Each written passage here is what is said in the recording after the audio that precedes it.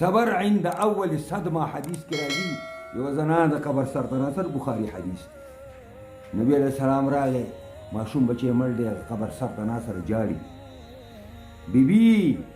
الله سره ښه عوضونه دي صبر کوه هغه ښځې نه پېژانده ورته الیک عني هغه خواشه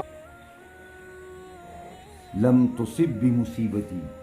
تا ته هغه مصیبت نه دی راغلی ما ته ځکه دا راته را خبرې کې تا ته هغه مصیبت نه دی راغلی ما زوی مړ دی نبي اسلام لا چا ورته چې غر کشي دا خو جناب رسول الله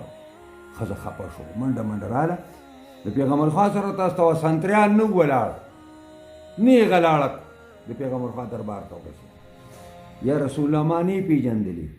ما نه پېژندلې نبی علیہ السلام ورته ویل چې بیبي انما الصبر عند اول صدمه صبر هغه وخت چې تعالی دا مصیبت دی قدر کی